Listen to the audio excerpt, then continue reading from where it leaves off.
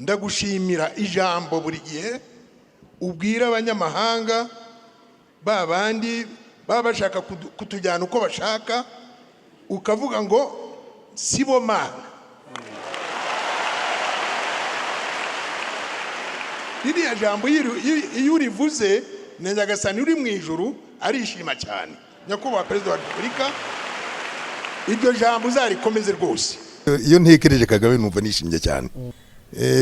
Iyo myaka 83 maze urumva ingoma ya Rudahigwa ndayizi, iya Kigeli ndayizi, iya Mbonyumutwe ndayizi, iya Kayibanda ndayizi, iya Habyarimana ndayizi, iya Sindikubwabo ndayizi, iya Bizimungu ndayizi, ni ya Perezida wacu Kagame ndayizi. Hanze uretse n'abanyamahanga ariko hari abanyarwanda bavukiye muri iki gihugu cy'u Rwanda, ariko bamwe bajya hanze bakakivuga nabi. Iyo mwumvisha abantu bavuga nabi u Rwanda barusebya bikanarenga wenda bikagera no ku miyoborere, bakavuga ko mu Rwanda nta bwisanzure buhari, nta kwishyira ukizana. Mwe ba muri iki gihugu mu kimazemo imyaka myinshi, mwakibayemo mu bihe bibi n'ibihe byiza, mubabwira iki mubashije kubabona? Abo twebwe twumva ko ari ibisahiranda, niryo zina ngewe mbaha, ni ibisahiranda.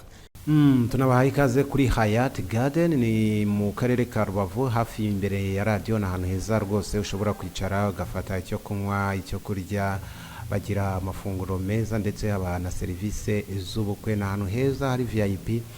Abanyarukira mu karere ka Rubavu cyangwa abakeneye izo serivisi muzahasure. Iyi ni Dezumu TV 24, nko mubizi buri gihe tugira inkuru yihariye cyangwa se inkuru iba yaragarutswe cyane cyane muri icyo cyumweru cyangwa muri ibyo bihe. By'umwihariko uyu munsi ntabwo ndi njyenyine, ndi kumwe na Shehe Kibata Juma. Abantu benshi barakubonye, ngira ngo si ubwa mbere bakubonye, cyangwa abantu benshi barakubonye mu bihe bitambutse ariko basanzwe banakuze. Ariko by'umwihariko turagira ngo tuganire ku nkuru iherutse kubaho. Perezida wa Repubulika y'u Rwanda Paul Kagame yakiriye ku meza, niba ariko twabyita, umuhuro n'umusangiro ndetse n'umushyikirano n'abayisilamu. Muri mu bambere batanze ibitekerezo ndetse biranashimwa. Turabakiriye kuri Dezumu TV 24. Ikaze. Murakoze. Hajya ubwo ntasuza assalamu alaikum. Nta kibazo. Salamu ni ndamutso y'Imana. Yego. Kwifuriza abantu amahoro ni byiza. Yego, ni ndamutso ya Kiislamu. Ndamutso ya Kiislamu turabakiriye. Uyu munsi turagira ngo tuganire ku buryo bwihariye. Mwaganiriye na Perezida ndetse mwanatanze nk'uko abantu babibonye muri ako ka video ka mbere kabanje, mwari mufite ibyishimo byo kuganira n'umukuru w'igihugu kuri uriya munsi, munatanga n'ibitekerezo ariko byiganjemo gushima. Duheraho gufata ijambo imbere ya Perezida mukavuga by'umwihariko no mukavuga nk'abisilamu, uriya munsi wari umeze gute? Reka ntangire ku izina ry'Imana ishobora byose, kuko niyo dukesha ubuzima, niyo dukesha ibyishimo, niyo dukesha ibyo twifuza byose. Hanyuma amahoro n'imigisha y'Imana isakare ku basozereje intumwa n'abahanuzi, intumwa yacu Muhammadi. Nibyo koko nk'uko ubivuze, ejo bundi twakoranye ubusabane n'umukunzi wacu, umubyeyi w'Abanyarwanda, Perezida wa Repubulika y'u Rwanda Kagame Paul. Ku by'umwihariko abayisilamu wari umunezero udasanzwe guhura nawe, kubera ko dufitanye nawe amateka. Abayisilamu muri uru Rwanda, abayisilamu bageze mu Rwanda mu mwaka w'1894. Yego. Baje bari kumwe n'abakoloni b'Abadage. Abadage bagiye bakomeza kubana n'Ababiligi, ariko Ababiligi babaniye nabi abayisilamu, kuko babatsindaga, mbese batumye badatera imbere. Ubwo rero byituma abayisilamu rwose bagira agahinda kenshi, kugeza kuri leta zagiye zikurikira abakoloni, zose zigendera muri uwo mujyi w'abakoloni. ariko aho FPR inkotanyi yari iyobowe n'ingabo zayo zari ziyobowe na nyakubahwa Paul Kagame perezida w'u Rwanda, yego, aho babohoreye u Rwanda n'abanyarwanda, abayisilamu twarahumetse, twisanze natwe koko turi abanyarwanda muri iki gihugu. Ibyo twari twarateshejwe, twaravukijwe, turabibona, turidagadura. Ubwo rero birumvikana ko ejo bundi guhura nawe wari umunezero ukomeye cyane.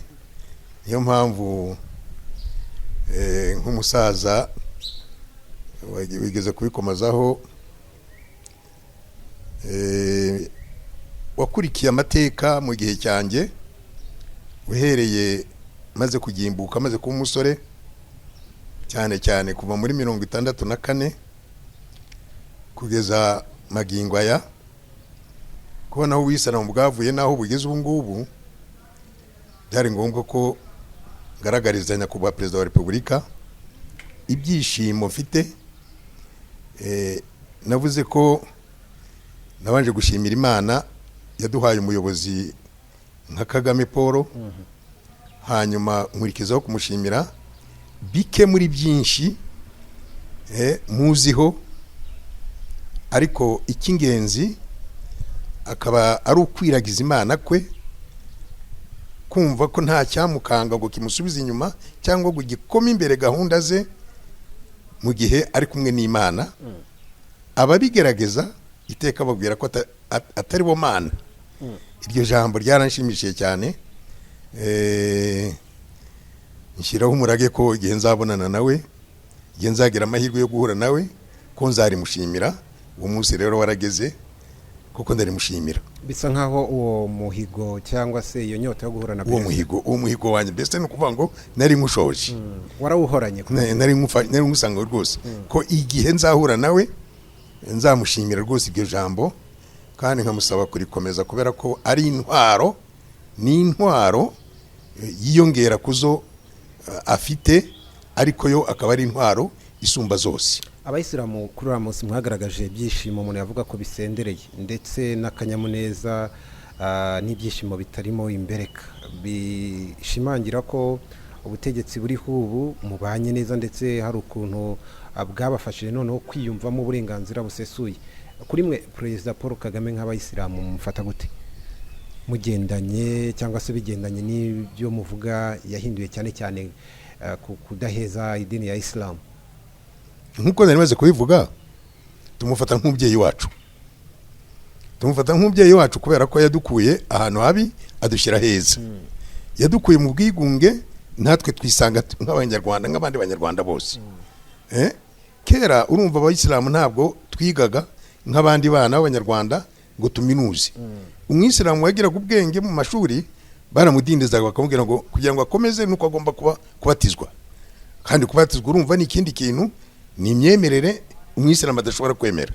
Ariko hagati aho ngaho bikomeje kuba birebire cyane, hari abayisilamu b'abasaza bagiye bareba kure bakavuga bati abana bacu bazakomeza badindire, ariko kwemera kuri ku mutima, reka dubahe amazina ya gikristo bashobore kwiga. Niyo mpamvu wumva wigeze kumva ngo twari dufite ministre witwaga Bumaya Andre, ubundi Andrea ni izina rya gikristo. Twari dufite n'abandi bitwa ba Omar Adrien, urumva Adriani ni Kristo, ariko akaba ari umwisilamu kugira ngo yige akagomba gufata izina rya gikristo. Ubwo rero bwari ubukoroni bukomeye cyane, nubwo hari abasaza nk'abo ngabo bitaga ayo mazina kugira ngo abana bashobore kwiga, kandi koko babona ari izina rya gikristo umwana akiga akarangiza. Ba Maulidi, Barthelemy, urumva Barthelemy si Kristo, ni menshi cyane. Byagiye bibasaba kuyahindura kugira ngo babone, bagiye bayafata kugira ngo bashobore kwiga. Urumva rero uko kwari ukuvutswa uburenganzira bwabo. Ariko nyakubahwa Paul Kagame amaze gushyiraho leta y'ubumwe bw'abanyarwanda, butavangura amadini, butavangura amoko, butavangura uturere, yagaragaje ko abayisilamu nabo ari abanyarwanda kimwe n'abandi. Turiga, abana tungubu dufite benshi cyane, turafite no mu ngabo turafite abayisilamu benshi, muri za ministeri, mu badepite wa musore we rwose iyo ntekereje Kagame numva nishimye cyane. Kera nigeze kuba umuyobozi ahangaha muri perefegitura yitwa Gisenyi. Yego. Muri komine Nyamyumba hari ahantu harokari hari umusigiti w'abayisilamu nahashinze muri icyo gihe cya 82. Hanyuma ku munsi wa gatanu bajya gusenga nkuko abayisilamu nyine basenga ku wa gatanu, kandi urabona ko iyo bagiye gusenga baba basa n'inyange, baba bambaye imyenda y'umweru, baba bambaye ingofero z'umweru benshi. Hanyuma ariko hari inama ya komine yayoborwaga na burugumesitiri tugase namenye, bavuye mu gusenga bajya mu nama kimwe n'abandi baturage, bagenda bambaye ingofero zabo n'amakanzu yabo. Ariko bageze muri iyo nama burugumesitiri arababwira ngo nibaze imbere ye, bose baza imbere ye, arababwira ngo nibamuhe ingofero zabo, barazimuha bose, bazishyira hasi arazinyukanyuka n'ibirenge. Abaturage bo n'abatari abayisilamu byabateye akantu. Abayisilamu bararira amarira nk'ay'abana kubona basuzugurwa bigeze aho ngaho. Baza kumpa raporo ndavuga none se nabigeza ne, ngiye kubaza hari jiji perezida tribistance witwa Nyaruyonga hari hakurya ya Sebeya, no tribistance yari iri, ngiye kumbwira iyo gahunda ukuntu yadufasha ngo bere kujya basuzugura abayisilamu n'imyambaro yabo kuriya. Aravuga ngo tuzabwira abadepite bacu, niko yambwiye, bari mu nteko ishinga amategeko ngo bazaharanire ko iyo ngofero bajya bayambara mu nama, bajya bayambara bagiye mu biro, kandi ambwira twese ko nta n'igice cy'umudepite dufite. Nta n'umudepite uje mwagiraga nk'abayisilamu. Umudepite n'igice cy'umudepite nacyo dufite. Kuko ari peri muhutu ntabwo agomba kuduha umudepite, ari emerende ntiyashoboraga kuduha umudepite. Ubwo ni ukuvuga ngo twari mu bwigunge bukomeye cyane. Urumva rero ko amateka nk'ayo iyo tugeze mu gihe tubona dufite abadepite mu nteko ishinga amategeko, tukabona dufite ingabo z'abayisilamu mu ngabo z'u Rwanda, tukaba dufite mu nzego zose no muri Senate tukaba dufitemo abantu, twumva rwose uwabiduhaye ntacyo twamunganya nacyo uretse kumusabira ku Mana ngo Imana izamuhe ubuzima burebure, izakomeza kumuha n'imbaraga zo gukomeza kuyobora abanyarwanda. Iyo myumvire yo kwanga abisilamu no kubaheza no kubatoteza y'icyo gihe bundi yashingiraga kuki? Iyo myumvire yo guheza abisilamu no kubatoteza byashingiraga kuki? Kumva ko ari abisilamu gusa? N'abayisilamu gusa, ndavugira abakristo kandi rero bari kwibere. Ibi nyine yari imyemerere ishingiye kuri gikristo, kubera ko na n'ubu hari abakristo bakigerageza gupfobya Islamu, ariko bashingiye ku myemerere yabo, mu miyoborere y'amadini yabo, kugira ngo urubyiruko rukomeze rwiyumvemo ko Islamu atari idini ryiza.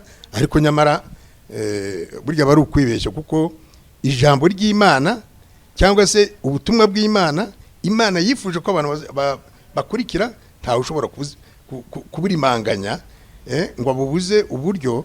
Byanze bikunze Imana ikoresha imbaraga zayo zisumba byose bugacengera mu bantu.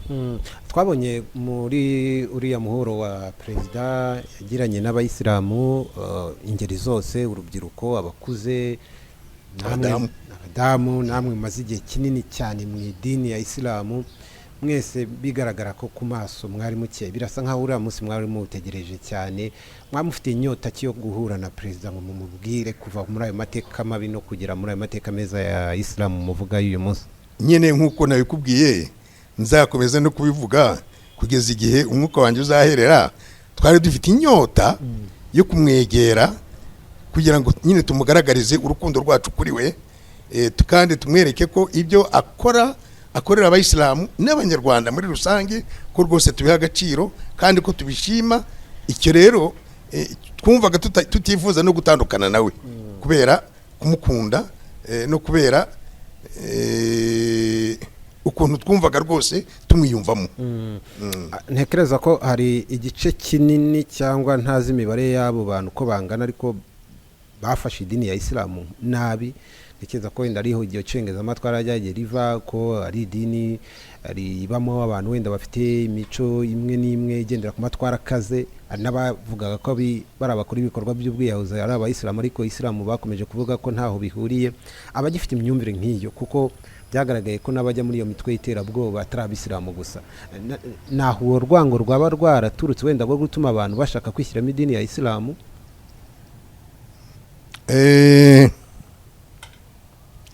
Icyo kibazo ni ikibazo yego urakimbajije, ariko igisubizo cyacyo ni kirekire cyane. Ni kirekire cyane kubera ko nk'uko ubivuga, nk'uko ubivuze, isilamu ntaho ihuriye n'iterabwoba. Kuko iterabwoba, Qur'ani ntagatifu ubwayo irwanya iterabwoba. Kubera ko iryo terabwoba ni riba ritera abantu ubwoba ngo babe abayisilamu, kandi isilamu ntabwo yajanywe no gutera abantu ubwoba.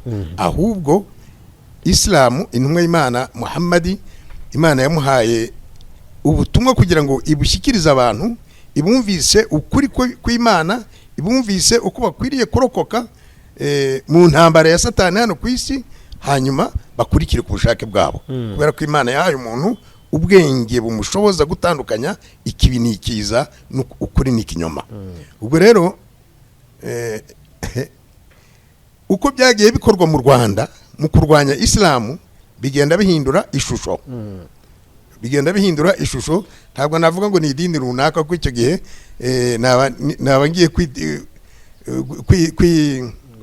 gushyiraho indi ntambara kandi atari byo. Kandi n'ubundi mu madini ntabwo abantu burya biterwa n'imyumvire y'umuntu w'umuyobozi.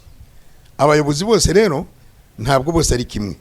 Ubundi Imana iratubwira ngo abakristu kubera ko bazi Imana y'ukuri, Imana bigishijwe n'intumwa yayo Isa ari we Yesu, ni inshuti z'abayisilamu n'abakunzi babo. Kandi byagiye bigaragara rwose ko abakristu nyakuri babanira abayisilamu neza. Urugero ni nk'igihe cya Muhammad nyine, umwami wo muri Ethiopia wayoboraga Ethiopia yari umukristu, ariko umukristu w'ukuri, ukurikira ivanjiri neza, ijambo rya Yesu arikurikira neza. Uwo niwe abayisilamu bahungiragaho kugira ngo abarokore intambara z'abahakanyi babaga iwabo imaka. Uwo rero urumva ko yewe nabo ngabo b'imaka bagiye bamukurikira kugira ngo bamuhe igiturire, yongera abagarure. Akababwira ati sinshobora kubagarura kuko numvise ukuri kwabo ko ariko kuri kw'Imana ya Mose, ya Abrahamu, ya Yesu. Akanga kubasubiza iriya kubera urukundo. Ariko abo ngubu bagenda muri politike cyane cyane y'Ababirigi. Ko Ababirigi ntabwo badukolonije neza vraiment, nzapfa mbivuga rwose, nubwo ntabwo Ababirigi badukoroje nabi. Ntabwo badukolonije kimwe n'Abongereza, wenda n'ibihugu byakolonijwe n'Abafaransa ntabwo bimeze nk'ibihugu byakolonijwe n'Ababirigi. Ababirigi mu banenge iki? Urumva? Ubwo rero Ababirigi bagiye batera urwango mu bandi bakristu bafite imyumvire nyine idasobanutse, kugeza igihe baboneye ko turi abanza, ko abayisilamu ari abanza, ko bakwiriye kuvaho. Ariko ntabwo rwose Imana yabishoboye, ntabwo yabiyemereye, kubera ko Imana yazanye Kagame, izana regime idatandukanya abantu, idatandukanya amadini, kandi yemerera buri wese kugira ngo yisanzure myemerere cye. Aho ukomeje ni naho nendaga kugera. Kuva kuri jenoside yakorewe Abatutsi, u Rwanda rwashyize imbaraga cyane cyane mu bigendanye n'ubumwe n'ubwiyunge. Ntibyanava mu gutuma abantu batibona mu moko, ahubwo no kwibona mu kintu, no kwanga kwibona mu kintu cyari cyo cyose cyatuma batandukana. Ubwo no kuri izo ntambara z'amadini zari ziriho, iki kintu cyakozwe kikanashyirwamo imbaraga cyo kumva ko abantu ari abanyarwanda, kurenza uko wakumva ngo uri umuyisilamu, kurenza uko umuntu yakumva ngo ni umukristo ugiye kurwanya umuyisilamu, ni umudive, ni umukatolika. Mubona byarafashije cyane cyane mu kubaka ubwo bumwe bw'abanyamadini, ariko hagamijwe n'ubundi umunyarwanda umwe? Nyine ni ya gahunda ya RPF Inkotanyi yateguye kuva igitangira, mbese ishingiye ku mahame yayo yari ifite mbere ya jenoside 8 harimo ubumwe bw'abanyarwanda. yego Iryo jambo ubumwe bw'abanyarwanda mu mvugo riroroshye, ariko mu bisobanuro byaryo ni birebire cyane, kubera ko ni ikigaragaza ko FPR yari izi ko mu Rwanda harimo amacakubiri ashingiye ku madini, yego ashingiye ku moko, ashingiye no ku turere, kandi igihugu ntigishobora gutera imbere gifite ayo macakubiri ameze atyo. Ako ayo macakubiri mu madini mwajyaga muyagira ku buryo byari ku rwego rwo hejuru, ku buryo umuntu ashobora gushyira ku munzani akavuga ko ubu noneho hari icyakozwe abantu babanye neza bitandukanye na mbere cyane cyane. Urabizi ko mbere abayisilamu bajyaga banaririmba mu ndirimbo za Parimehutu ngo yemwe baswahili mutuye mu mabereshi, kubera ko ababirigi bari baratuzingiye mu mabereshi, aho ngaho abayisilamu batuye bakahita ngo ni Belgium, ni ukuvuga ngo ni umudugudu w'ababirigi gusa, kandi bakabeshya ngo ni abantu b'umubirigi b'umuzungu, ariko aho Abaparimehutu bafatiye igihugu bakajya baririmba ngo yemwe baswahili mutuye mu mabereshi, ayo mahane muhora mutugirira, kubera ko twababuzaga kuza kwica abantu mu mabereshi, baza guhiga abatutsi barimo, ngo ayo mahane muhora mutugirira nimutayareka muzabona lisansi. Lisansi ni ukutwirukana mu gihugu. yego Mu gihe cya Emerende hari abanyarwanda bavugaga ngo ubwoko bw'abaswahili bushyirwe mu rangamuntu nabwo bubu bwoko bwa 4, habe Hutu, Twa, Tutsi na Swahili. Nyine bigaragara ko twebwe tutari abanyarwanda. Icyo rero urumva ko kuza gukuraho icyo kintu byashimishije abayisilamu cyane, ari nacyo kugeza ubu ngubu wabonaga nyine nk'uko wabivuze uti mu buranga bw'abayisilamu twabonaga rwose bose banezerewe, kubera kubona ko uwabakuye kuri iyo nkeke akabashyira ku mugaragaro ko ari abanyarwanda kimwe n'abandi badakwiriye gutotezwa. Rwose ni ngombwa ko tumukunda, turamukunda kandi tuzakomeza tumukunda. Birasa nkaho muri ibyo bihe kubaho uri umwisilamu byabiteje inkeke. Cyari icyaha gikomeye cyane. None waba uri umututsi ukaba ufite ibyaha bibiri. Uri umututsi ukaba n'umwisilamu waba ufite ibyaha bibiri, ku buryo ntawagombaga kukwishimira mu gihugu cyangwa kwita umunyarwanda. Urabona rero ubundi mu gihe cy'amashyaka menshi vraiment umuntu bitaga Rukokoma Twagiramungu, yego uramuzi? Ndamubona. N'uwitwa Mugenzi wayoboraga ishyaka rya PL, wageze hakaza kuba power ukomeye cyane. Babwiye Habyarimana ngo n'amakosa yandi wadukoshereje nuko twicaza hamwe n'abaswahili, kubera ko muri ayo mashyaka harimo ishyaka ry'abayisilamu. Urumva kugeza igihe umunyapolitike ukuze, abanyapolitike bakoze nk'abariya kugira ngo bavuge ijambo nk'iryo ngo babicaje hamwe n'abaswahili, aba ari ikintu gikomeye cyane, ikigaragaza ko mu mitima yabo harimo urwango ku baswahili rukomeye cyane. Ubwo rero wadukuye kuri iyo nkeke ni ngombwa ko tumukunda. Umuntu yakwibaza nyuma yaho noneho mubohokeye cyangwa se mubohorewe, namwe niba mbumva neza muri mu babohowe. Yego. Niki mu buryo niba twavuga bw'umubiri n'umutima na roho mu kubohoka byatumye noneho hazamo itandukaniro hagati y'icyo gihe umuyisilamu wari uboshye icyo gihe, tubirebere no mu iterambere. Ubu twavuga ko noneho abisilamu bisanzuye, ubwisanzure bwo murabufite nka kimwe n'abandi banyarwanda bose. Byabafashije iki noneho mu iterambere, yaba iryanyu ku giti cyanyu no kuzamura igihugu muri rusange? Urumva byadufashije nyine kumva ko dufite ubwigenge mu gihugu kimwe n'abandi.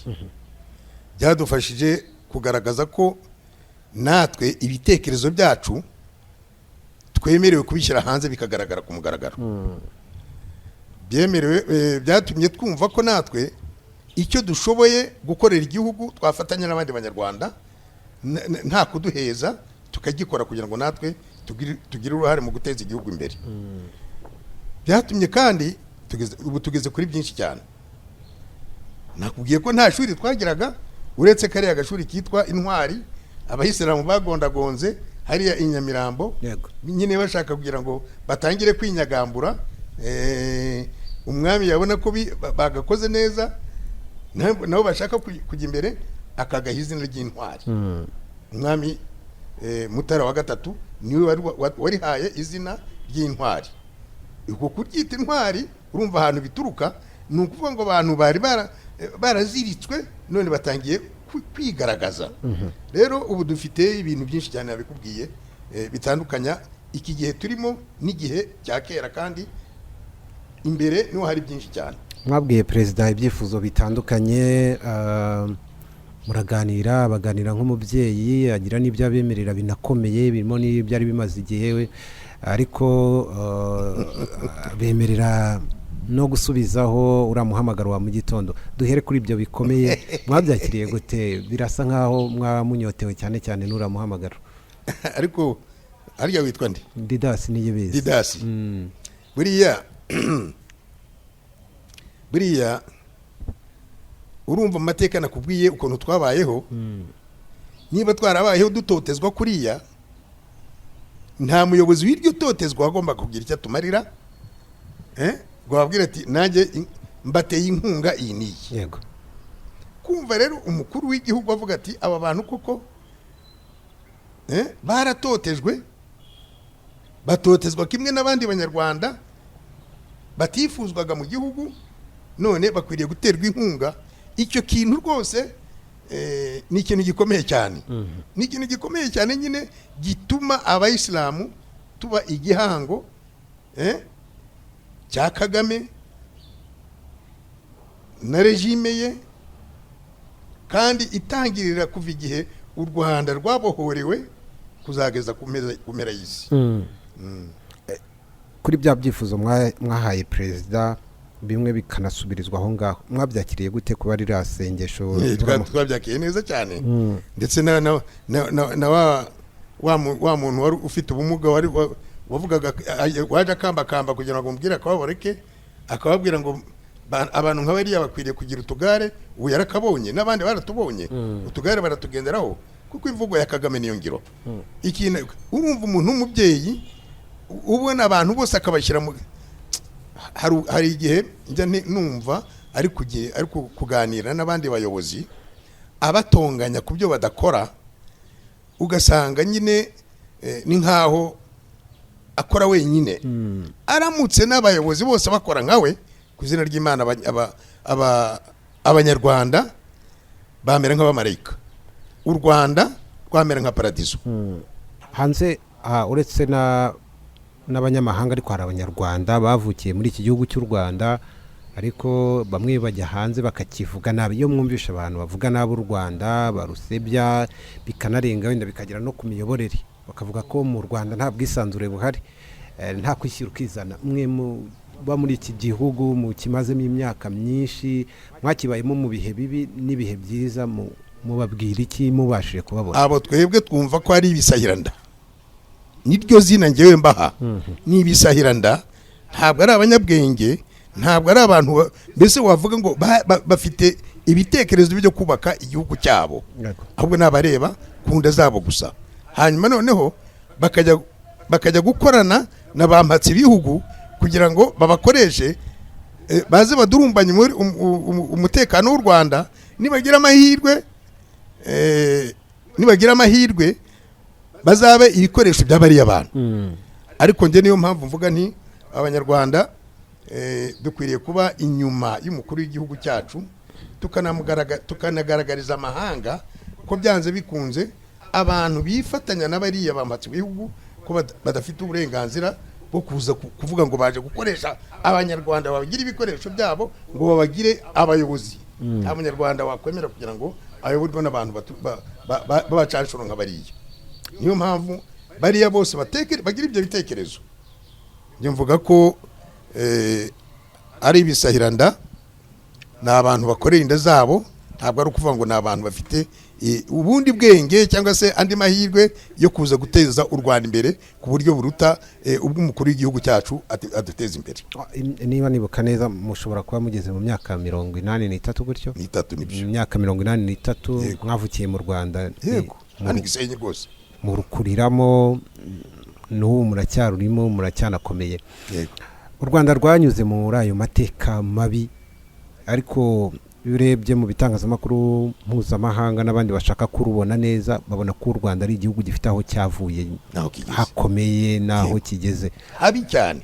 ubu umuntu yavuga ko sinzi muri iyo myaka mwabayeho mu buto bwanyu no muri icyo gihe kibi cyabaye cy'amacakubiri y'amoko n'amacakubiri mu madini twavuze, mwatekerezaga ko iki gihugu kizaba kimeze gutya muri iyi minsi? ndakurahiye rwose. Ntabwo narizi ko hari igihe kizagera u Rwanda rukamera uko rumeze uku nguku. Iyo myaka 83 maze urumva, ingoma ya Rudahigwa ndayizi, iya Kigeli ndayizi, iya Mbonyumutwe ndayizi, iya Kayibanda ndayizi, iya Habyarimana ndayizi, iya Sindikubwabo ndayizi, iya Bizimungu ndayizi, n'iya perezida wacu Kagame ndayizi. Izo ngoma zose nta ngoma nimwe imeze nk'ingiyi, nta nimwe, kubera ko u Rwanda ahantu rugeze n'ahantu rwavuye biratandukanye cyane nk'isi n'ijuru. Kandi rero iyo tubibona dutyo, niyo mpamvu dusabira Kagame ngo Imana imuhe ubuzima buzira umuze, imuhe no kurama, ni ukugira ngo n'ibindi bitari byahaza bisumba ibi dufite abanyarwanda bazabigereho. Wenda twebwe tuzaba tutakiriho, ariko mwebwe abasore muzaba mukiriho, muzabona ukuntu u Rwanda ruzaba rumeze nka paradizo, muzabe mubona ukuntu Gisenyi cyangwa Ruhengeri cyangwa Rusizi ukuntu bizaba bimeze nka Kigali cyangwa se biruta Kigali. Ubwo rero urumva ko dufite icyizere ko Imana iratwumva kandi izatwumva. Nyine duhora tubisaba kandi tuzakomeza tubisabe, byanze bikunze ya Mana itwumva izadusubiza. Twavuga ko urubyiruko ruvuka muri iyi minsi, muri ubu turi kuvugana 2026, iki kiganiro kizarebwa ibinyejana n'ibinyejana, ariko ubu twavuga ko urubyiruko ruvuka ubu rufite amahirwe atandukanye nayo mu bihe mwavutsemo. Biratandukanye cyane kuko nyine urubyiruko rukuvuka ubu ngubu rukuvuka rwarateguriwe amashuri meza, rwarateguriwe imikorere myiza, rwarateguriwe ubumwe bw'abanyarwanda ko bagomba gukorera hamwe kugira ngo bubake igihugu cyabo.